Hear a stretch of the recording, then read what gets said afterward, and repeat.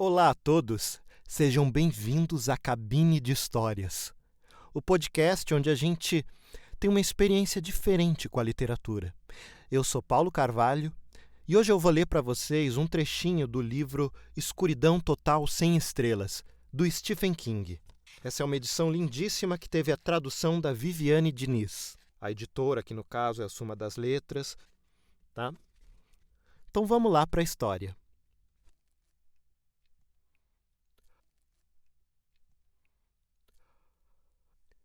(1922) Hotel Magnolia, Omaha, Nebraska, 11 de abril de 1930. A quem interessar possa. Meu nome é Wilfred Leland James, e esta é minha confissão. Em junho de 1922, eu matei minha esposa, Arlette Christina Winter James, e escondi o corpo em um velho poço. Meu filho Henry Freeman James me ajudou, embora ele não possa ser responsabilizado pelo crime, porque na época tinha 14 anos. Eu o persuadi, jogando com seus medos e contendo suas objeções mais do que naturais durante 2 meses. Me arrependo disso, mais amargamente do que do crime, por motivos que este documento vai revelar. A questão que levou ao crime e à minha danação foram 100 acres de terras boas em Hemingford Home, no Nebraska, deixados em testamento para minha esposa pelo pai dela, John Henry Winters. Eu queria anexar essas terras à nossa fazenda, que em 1922 totalizava 80 acres. Minha esposa, que nunca gostou da vida na fazenda, ou de ser esposa de fazendeiro, queria vendê-las à companhia Farrington, por dinheiro vivo. Quando lhe perguntei se ela queria mesmo morar ao lado do matadouros de porcos da Farrington, ela me disse que, além das terras do pai dela, poderíamos vender a fazenda do meu pai, que antes pertencia ao pai dele. E quando perguntei o que faríamos com dinheiro e sem nenhuma terra, ela falou que poderíamos nos mudar para Omaha, ou até mesmo para St. Louis, e abrir uma loja. Nunca vou morar em Omaha, falei. Cidades são para os idiotas. O que é irônico, considerando onde mora agora. Mas não vou ficar aqui por muito tempo. Sei disso tão bem, quanto sei o que produz esses sons que ouço vindo das paredes. E sei para onde vou quando essa minha existência terrena chegar ao fim. Às vezes me pergunto se o inferno pode ser pior que a cidade de Omaha. Talvez ele seja a cidade de Omaha, mas sem nenhum campo decente em volta, somente uma vastidão vazia e enfumaçada, fedendo a enxofre e cheio de almas perdidas, como a minha.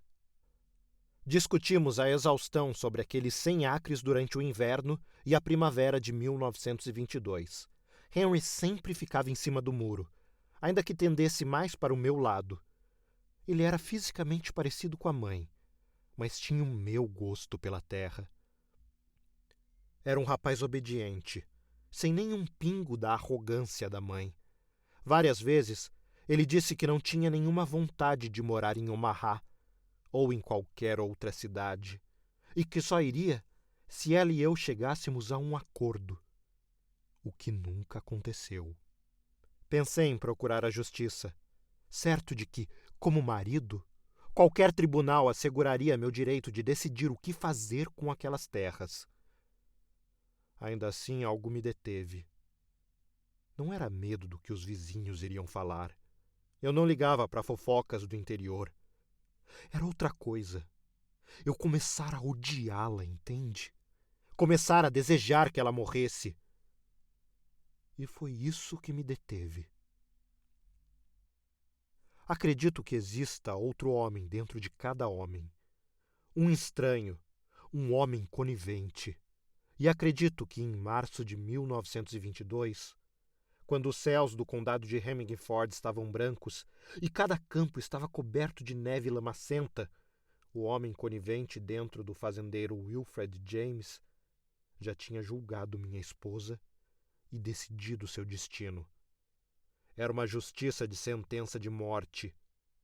A Bíblia diz que um filho ingrato É como o dente de uma serpente, mas uma esposa irritante e ingrata é ainda pior.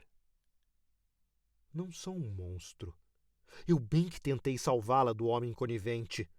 Disse à minha esposa que, como não chegávamos a um acordo, ela deveria se mudar para a casa da mãe, em Lincoln, a uns 10 quilômetros dali.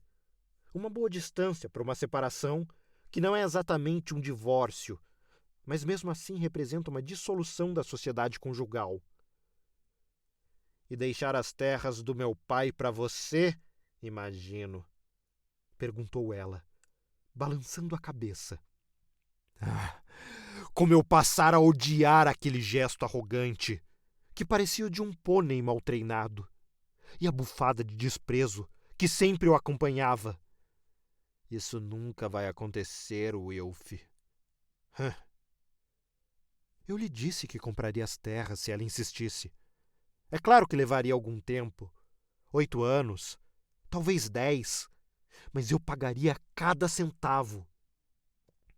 Pouco dinheiro é ainda pior do que nenhum, replicou ela, com outra bufada e outro menear de cabeça.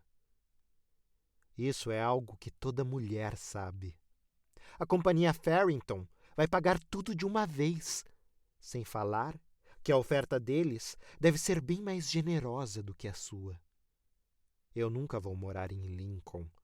Aquilo lá não é uma cidade, é só uma vila com mais igrejas do que casas. Você entende o meu problema? Não percebe a sinuca em que ela me deixou? Posso contar com pelo menos um pouco da sua compreensão? Não? Então ouça isso. No começo de abril daquele ano, há exatamente 8 anos, pelo que sei, ela veio falar comigo toda feliz.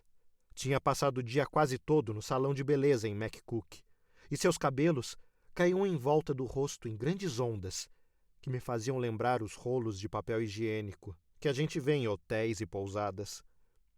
Ela disse que tivera uma ideia. Sugeriu que vendêssemos os 100 acres e a fazenda para a companhia Farrington.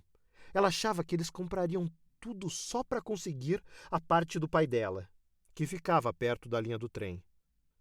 E provavelmente estava certa. Então vamos poder dividir o dinheiro, nos divorciar e começar vida nova e separada, disse a megera descarada. Nós dois sabemos que é isso que você quer. Como se ela não quisesse. Falei, como se estivesse pensando mesmo sobre o assunto.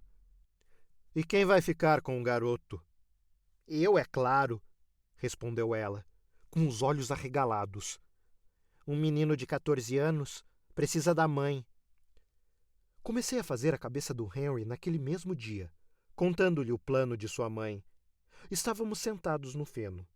Fiz minha cara mais triste e falei com a minha voz mais triste, pintando uma imagem de como seria a vida dele caso minha esposa seguisse em frente com aquele plano. Disse que ele não teria mais a fazenda, nem o pai, que iria para uma escola muito maior, que todos os seus amigos ficariam para trás.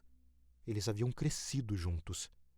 E expliquei como, já na nova escola, ele precisaria lutar para conquistar um lugar entre estranhos, que ririam dele e o chamariam de caipira.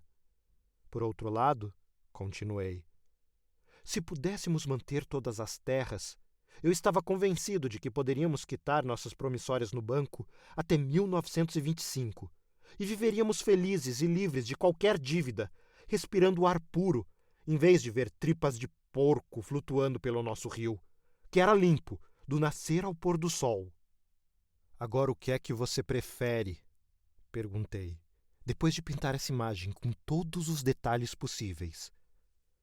Ficar aqui com você, pai, respondeu ele. Lágrimas escorriam pelo seu rosto. Por que ela tem que ser tão... Vá em frente, falei. Não é palavrão quando a gente diz a verdade, filho. Tão escrota. Porque a maioria das mulheres é assim. Faz parte da natureza delas. A questão é o que a gente vai fazer a respeito disso. Mas o homem conivente dentro de mim Já havia pensado no velho poço atrás do celeiro, aquele que só era usado para matar a sede dos animais, porque a água era muito rasa e turva. Tinha apenas uns 6 metros de profundidade, não muito mais do que uma cisterna. Era só uma questão de convencê-lo. E eu tinha que conseguir. Sem dúvida você pode entender o motivo disso. Eu poderia matar minha esposa, mas precisava salvar meu amado filho.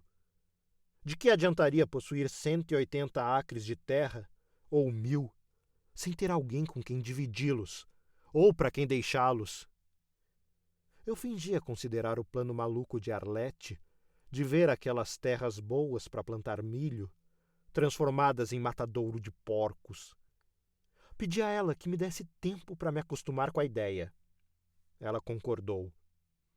E durante os 2 meses seguintes, tentei fazer a cabeça de Henry, para que ele se acostumasse a uma ideia bem diferente. Não foi tão difícil quanto eu esperava. Ele se parecia fisicamente com a mãe. A aparência de uma mulher é o mel, você deve saber, que atrai os homens para o perigo da colmeia. Mas não tinha nada de sua terrível teimosia. Só foi preciso pintar uma imagem de como seria a vida em Omaha ou St. Louis. Levantei ainda a possibilidade de que nem mesmo esses 2 formigueiros superlotados poderiam satisfazê-la e que ela talvez decidisse ir para Chicago.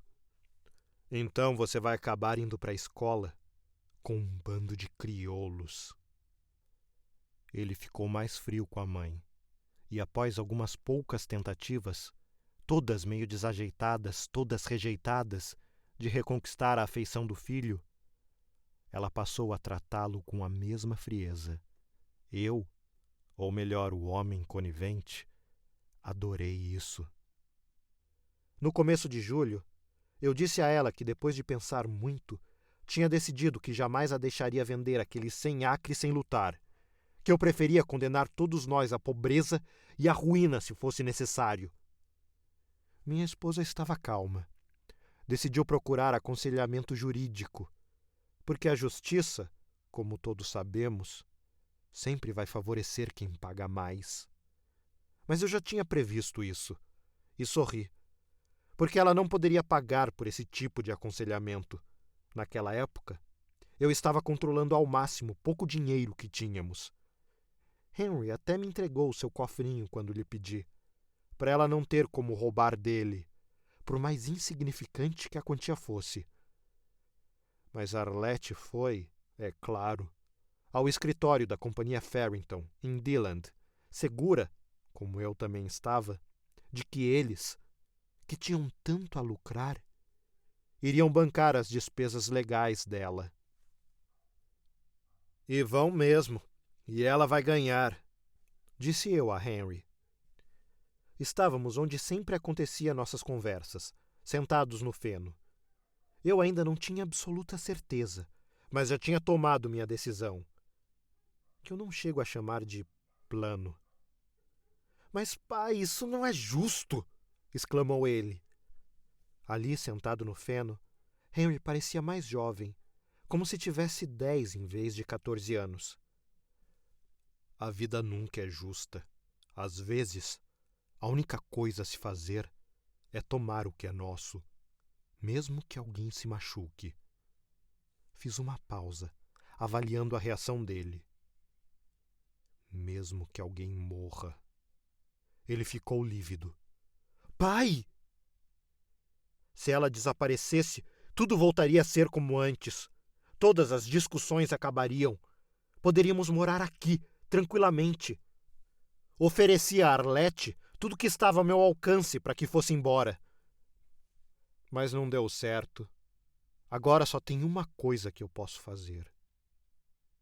Que nós podemos fazer. Mas eu amo a minha mãe. Eu também, falei. O que, por mais que seja difícil de acreditar, era verdade. O ódio que eu sentia por ela naquele ano de 1922 era maior do que o que um homem pode sentir por uma mulher, a menos que haja amor envolvido. E embora fosse voluntariosa e amarga, Arlete era uma mulher calorosa.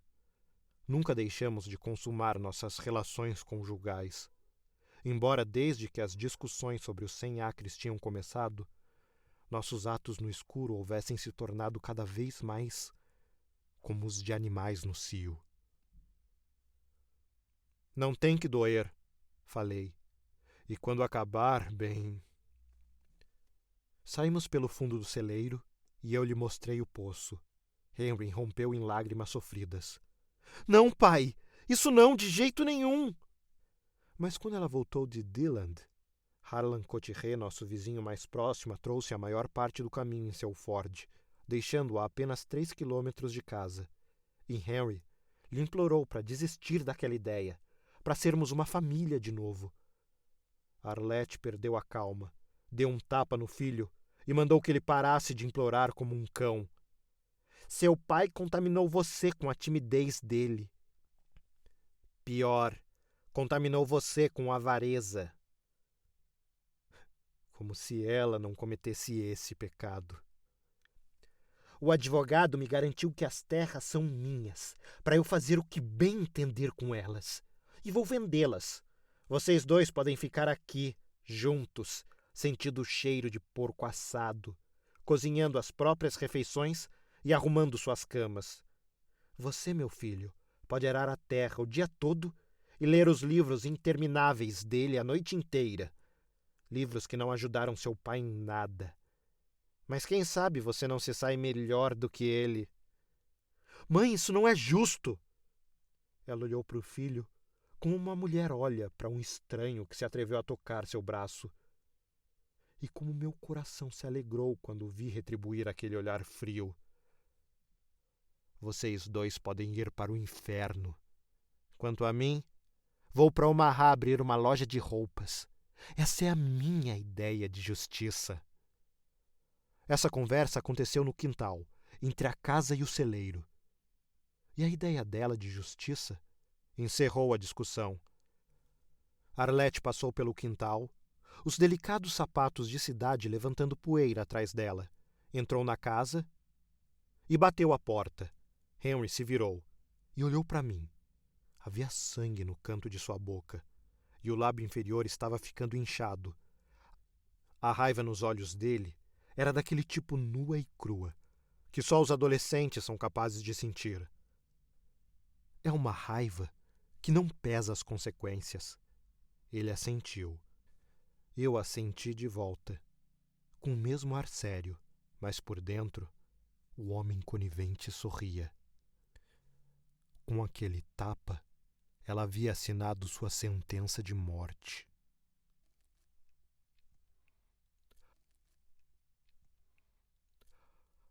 Pessoal, é isso.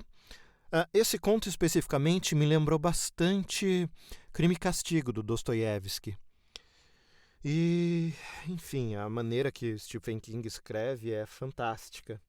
As outras histórias do livro, que são Gigante do Volante, conta a história de uma escritora É uma escritora de contos policiais. Ela escreve livros da Sociedade do Tricô, que ela chama, que é um grupo de velhinhas que se juntam e resolvem casos policiais. Só que aí essa escritora, ela vai dar uma palestra, uma conferência numa cidadezinha. E ela vai dirigindo, porque a cidade é próxima da casa dela e ela quer ir e voltar no mesmo dia, enfim, é mais fácil para ela ir de carro e ela não gosta muito de ir de avião. Lugares que ela precisa ir de avião, porque aí ela precisa ficar longe do gatinho dela e, por conta disso, ela só aceita fazer palestras em locais próximos à casa dela, em que ela consiga ir e voltar de carro, passando no máximo uma noite fora de casa. E acontece que na volta ela é atacada por um cara que é esse tal Gigante do Volante. E aí depois a gente vê como é que ela lida com isso, como é que ela lida primeiro com até culpa que ela mesma sente, tudo aquilo que a gente ouve que passa sobre uma cabeça de uma pessoa que foi abusada, ele descreve aqui de uma maneira fantástica. Então é muito interessante que a gente consegue se pôr e sentir a dor dessa mulher. E aí, enfim, vai para o desfecho que eu não vou contar. O próximo conto, Extensão Justa, é um conto clássico de pacto, né? O protagonista está sofrendo de câncer terminal e ele faz um pacto com um ser lá E aí a gente tem o resultado disso. Todos os contos têm um quê de vingança. Seja a vingança causada pela própria consciência, seja a vingança que você causa a outra pessoa, ou, no caso aqui, uma vingança por inveja, tá? Só isso que eu posso falar. E o último conto, Um Bom Casamento, é uma esposa que descobre um lado terrível do homem que ela vivia há muitos anos. Imagina que de repente você está casada com um monstro. É isso que ela descobre e a história corre daí. O que agir, como agir a partir disso, né? É uma situação que espero que ninguém passe. Então é isso. Esse foi Escuridão Total Sem Estrelas. Recomendo a todos que leiam. Eu gosto muito de Stephen King, então eu sou suspeito, mas tem motivo para se gostar dele, né? E esse livro é um bom motivo. Uma das principais ideias deste podcast é que as pessoas passem a ouvir as histórias, não apenas a lê-las. E isso pode ser uma experiência bem bacana. Um dado que me deixou surpreso é que nos Estados Unidos, onde mais se tem essa cultura do audiobook, né, com a Audible sendo uma empresa gigante do grupo Amazon, é que os maiores consumidores de audiolivros são leitores vorazes, que encontram uma forma a mais de conseguir ter essas histórias no dia a dia delas. Aqui a gente não vai ler histórias completas, a gente tem só um pequeno trecho da obra, né, entrando naquele caso de divulgação e crítica que a gente tem na lei de direito autoral, por isso que eu estou gravando. Mas, se vocês querem mais audiobooks, daqui a pouquinho eu vou lançar um material que vocês podem gostar bastante ou não, né? Eu vou lançar um livro pela Toca Livros, que é uma empresa, assim como a Audible nos Estados Unidos, aqui no Brasil, em que você consegue comprar audiobooks e ouvir pelo celular. A empresa ainda está começando, a gente ainda está tentando fazer a ideia do audiobook decolar no Brasil, né? Então é difícil convencer as editoras a botarem as obras bacanas lá, mas aos poucos a gente vai conseguindo. Fora isso, tem um podcaster aí bem bacana que as pessoas conhecem, um cara fantástico, que escreve uns contos e eu vou gravar um dos contos dele. Assim que eu puder, eu dou mais informações. E é isso. Eu peço que vocês me enviem sugestões de que histórias vocês querem que eu leia aqui, algum livro bacana, ou conto, enfim. E aí a gente discute aqui, tá certo? Ainda não tenho um canal de comunicação certo, na hora que eu estou gravando isso daqui, ainda não criei e-mail, não criei nada, mas assim que eu tiver, vai estar na descrição do episódio até lá, até lançar isso daqui, eu já criei tudinho, já criei a conta no SoundCloud e lá vai estar o endereço do e-mail, do que for, tá? Essa primeira edição é um teste para a gente ver o que funciona, o que não funciona, então o que vocês puderem me indicar, eu analiso e a gente melhora isso daqui, tá certo? Então, até a próxima e boas leituras. Tchau!